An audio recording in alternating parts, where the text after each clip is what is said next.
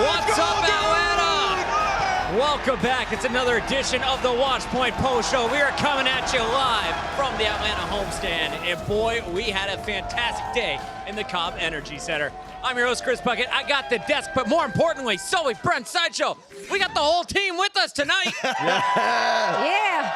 Love it. The support here in Atlanta has been insane this weekend, and the rain did not disappoint. But we got to touch on the most recent match we just saw, because Charge fans, I think, are going to be super surprised with the result if they watch last week's game, because tonight their team really performed at the next level. They really did. Yeah, speaking of disappointment, Shanghai Dragon. What's up? Wow. Whoa, the immediate Hit him with call-out, it. Zoe. Someone has to, Hit 'em all right? with it. No, Okay. but to be fair, it is great. I said it already during halftime. It's great for the Charge to have this redemption story, because Shanghai really ran away with it the last time they met.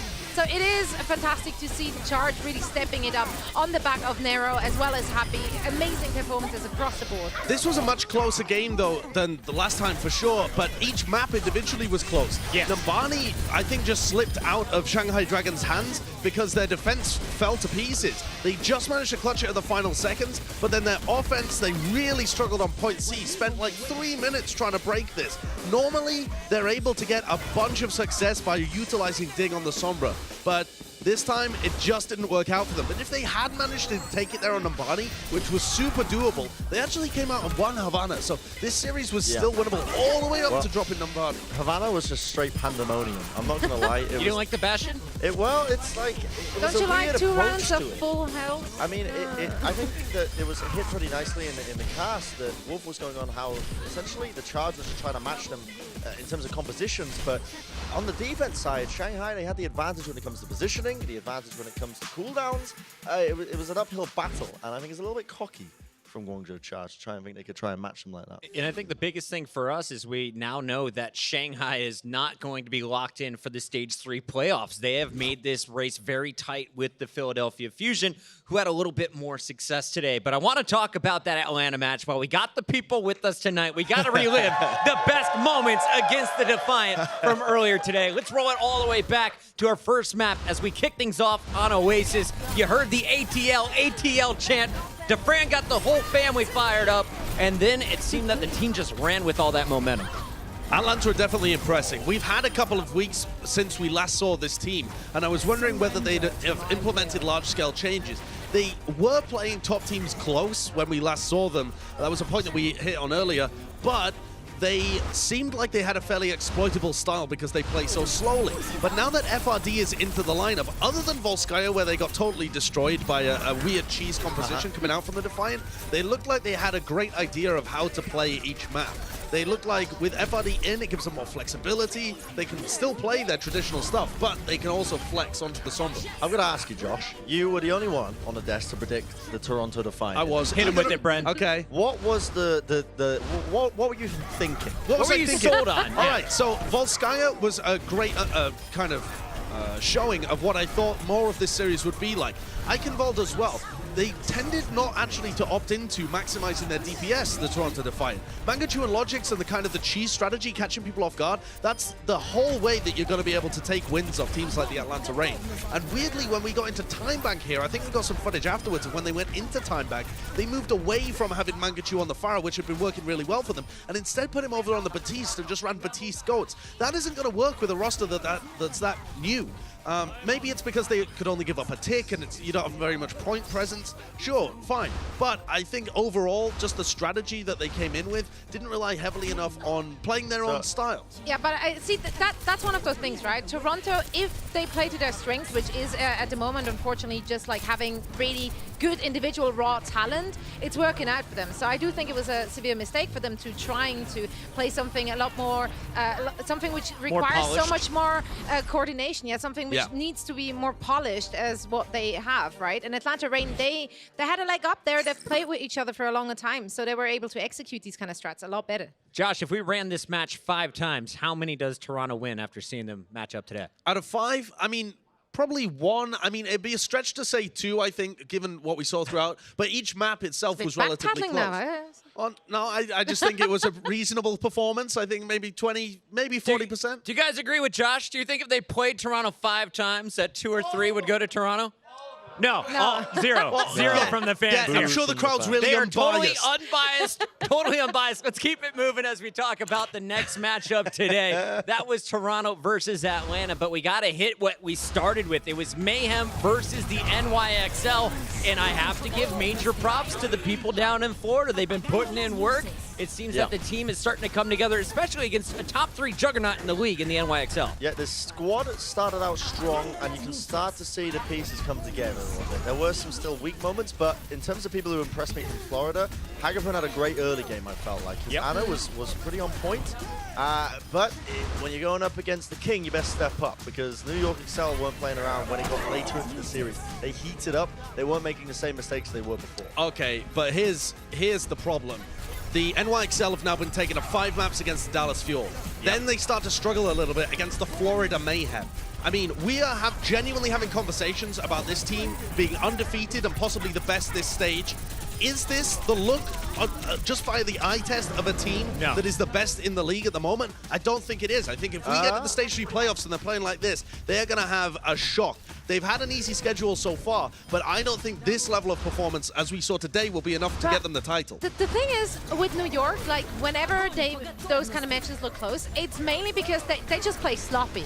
It's not for the lack of skill, it's not for the lack of strategy or anything else. It's usually just a kind of sloppiness, which I don't know if that's a lack of preparation of some sort, because they just maybe don't take it as serious, or I don't know what's going in there. But the thing is, they can still defeat the best with what they have. I would also make an argument that it's less so that, I mean, New York are definitely not playing up to the standard we expect them to, but at the same time, these teams they're playing have definitely improved in the league as a whole. I feel like the sort of middle of the pack, lower end teams are now getting up to a reasonable level, partly because they're playing different compositions. I mean, middle of the pack, lower level teams. We're talking about Dallas and Florida, who are floundering at the bottom at the moment. I mean, these are some of the bottom teams that we have in the league, and you're saying that they should be taking New York to close. Can we take a moment and appreciate Jonak for a second? Yeah, Jonak. Can we please do that for a second? It's not just the Zed. He hit 14 sleep dart, I think, on the first map they played, and their league record at the moment is at 17. So by lazy. So why didn't he just get better? Just get all 17, Jonak. Tie the record, Jonak buddy. and Sabiobi are nuts. I think the biggest part of the day, though, for the NYXL is you are over the hurdle. You're officially in the Stage 3 playoffs. And the question is, how deep are you going to go in our Stage 3 playoffs this time? Because they've struggled so far this year. The last match we got to hit today is the Philadelphia Fusion when they matched up against the Washington Justice. And coming into this match, a lot of the casters were starting to feel this Washington team. Achilles really high on Corey and the rest of the squad. And I love that you're calling him out. Yeah, to call him out. well, I said should a be. lot of the casters, and I was like, Monty's probably going to rage at me. So I was like, I'll just call out Achilles directly. See how that goes. But I was actually kind of scared because you saw Stratus come in. He's in the starting lineup. This Doomfist clutches up in a 1v4. I love it, though. He's adding flexibility to this team, which we haven't really seen with them when they had Sansam in, who, in my opinion, at best is a serviceable diva. Like,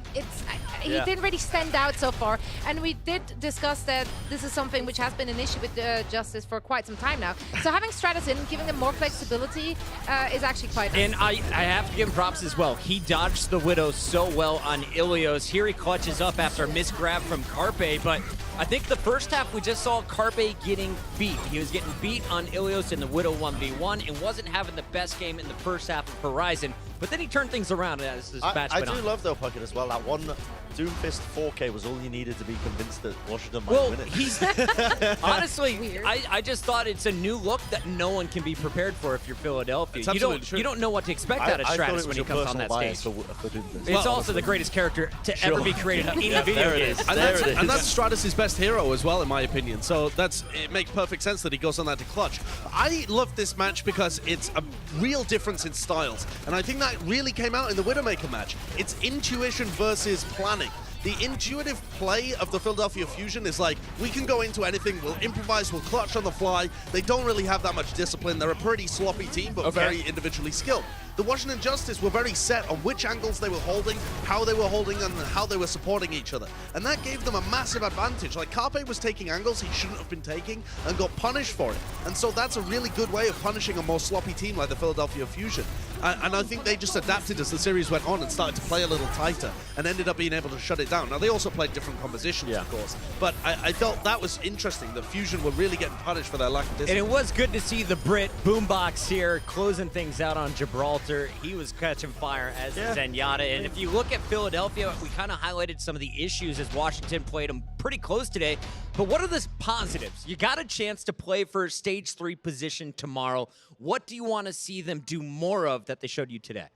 I want to see them still try and play a bunch of DPS because I think the Shanghai Dragons will match them. And Shanghai are a similarly undisciplined team. Their tank line and their DPS of DM and Ding are really good individually, but it's almost like they're not coordinating together, or they think of their team as two completely separate parts. And so I think it's going to be a real weird, chaotic clash of styles and real powerhouse. I mean, this is Carpe versus DM. Yeah. This is some nut stuff we're about to see tomorrow. Looking forward to that one. Here is a look at the full schedule as we close out the Atlanta homestand tomorrow. It all kicks off at 12 o'clock Eastern with the Fusion versus the Dragons, the match that decides who is going to those Stage 3 finals. A little bit later, the Charge are looking for their second win of the weekend against the Justice. Florida takes on the hometown Reign, and we close it out with the NYXL versus Defiant.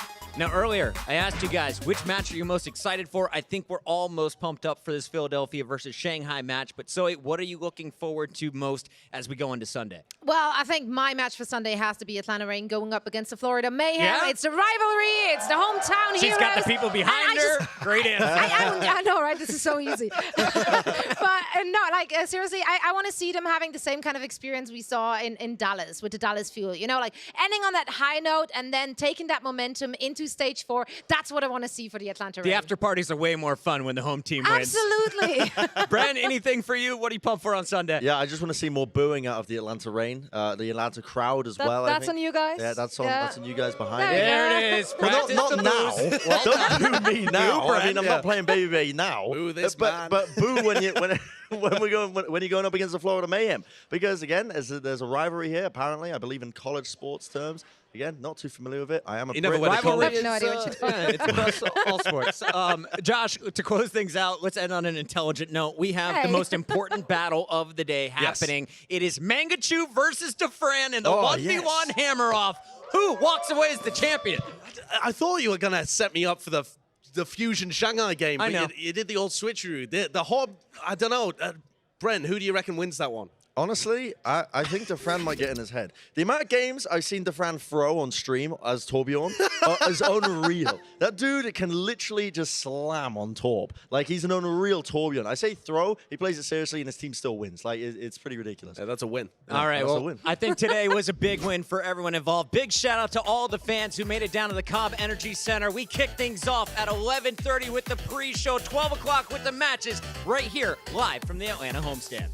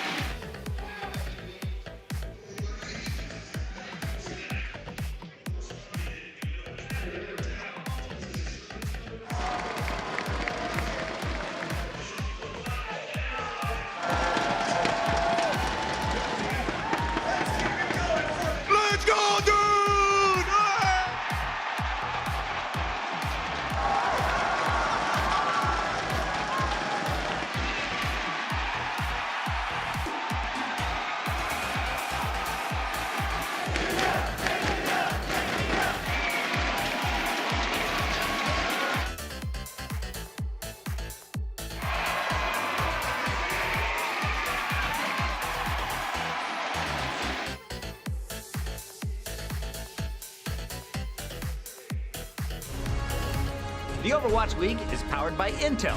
Game, record, stream without compromise on Intel Core i7. And by Omen by HP, the official PC and display of the Overwatch League.